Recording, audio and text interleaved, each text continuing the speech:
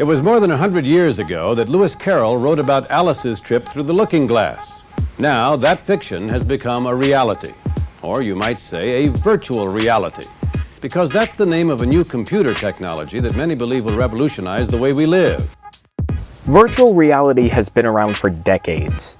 It has seen a lot of professional use and a lot of not so professional use. But whatever your thoughts on VR of the past have been are now completely irrelevant, as we have now entered into a new age of virtual reality that we have been experiencing for the last few years. But in case you've missed what's been going on, prepare to get filled in on the past, what's going on in the present, and what's going to help shape the future of virtual reality. Okay, so here we are going into virtual space, and here I want to show you a little application where we've got a car engine. Back in the late 70s and early 80s, only high-end organizations and institutions had the money and the technology to explore the world of VR. But in the year 2012, a company from Irvine, California would come into existence and would begin a new kind of VR revolution. Oculus VR would show off their first product, the Rift, at E3 in June of 2012 and would launch a Kickstarter campaign in August, which ended up raising over $2 million in funding. As development prototypes were released, it would do two things: show the world what VR in the 21st century was like, and get a lot of other companies looking at how virtual reality would probably be the next big market. But the Oculus Rift may not be exactly what you think it is, since the majority of what is available in virtual reality are demos, and the headset has to be connected to a computer that can handle VR. So there are two issues. What will be able to handle virtual reality, and at the same time be able to provide a platform of content?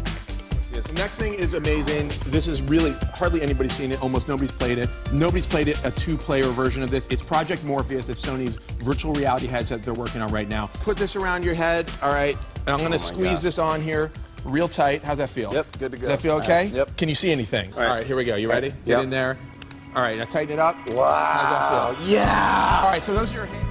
On March 18th, 2014, the device that was going to be billed as Project Morpheus was shown to the public. This was designed to be fully functional alongside the PlayStation 4 and PlayStation Vita. But even though the aspect of games in virtual reality was great, it was definitely nothing new. Which is why a lot of chatter began when not even 10 days later, Facebook announced that they were going to buy Oculus VR for $2 billion. Now, virtual reality will no longer be just for playing games or watching movies. It will be turned into an instrument of social media. Now, like I said earlier, the problem with the Oculus Rift is that it needs a computer that can handle VR and can drive the graphics as well. But how would it work if you could get a standalone headset that can be used without connecting to a computer? Because that is the only way I see VR headsets taking off. People don't want to plug into an external computer and explore a virtual world while in a single place, especially when sitting down. That makes the experience less interactive and more of a sit down and watch kind of experience. So what would a headset that could be self-sufficient look like? Cardboard.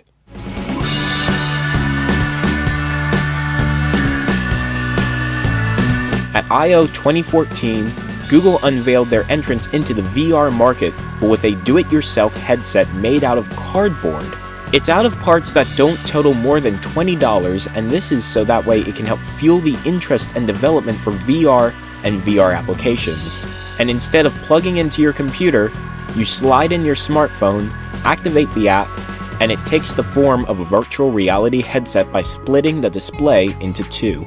Some people might look at Google releasing a product made out of cardboard as silly, but this in my view was very much like a company putting an open source project online and letting developers all over the world find ways to improve it.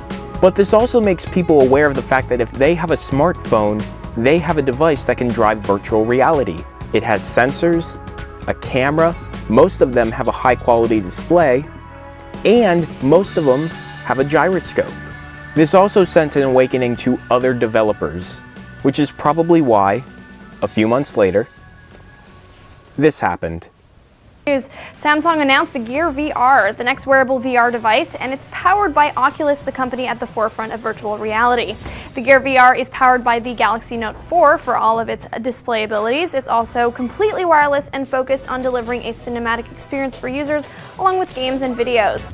On September 3rd, 2014, in partnership with Oculus Vr, Samsung, as a part of its line of Gear products, unveiled the Gear VR, which was to be used with the Galaxy Note 4. The phone itself would provide a lot of the processing power behind the VR headset, but the headset itself had the Rift's head tracking sensors built in, so it would not be relying solely on the sensors in a phone. The headset would also interface with the phone through micro USB. It had development kits, but it was ultimately released on the public on December 8th, 2014. It had controls on the side of the headset that the user could access and could be paired with a Bluetooth controller for games and other uses.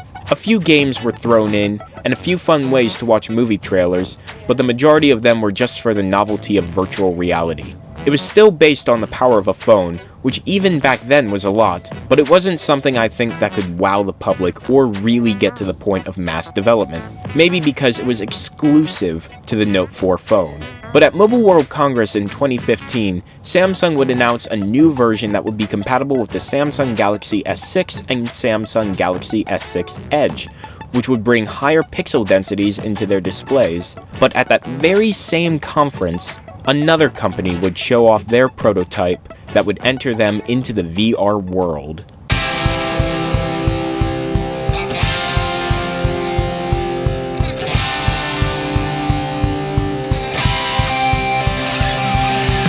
On March 1st, 2015, while at the Mobile World Congress 2015 in Barcelona, phone maker HTC showed off the HTC Vive, which is essentially an Oculus Rift with many sensors on the front and a bit more of what I call a streamlined design, even though it is a prototype.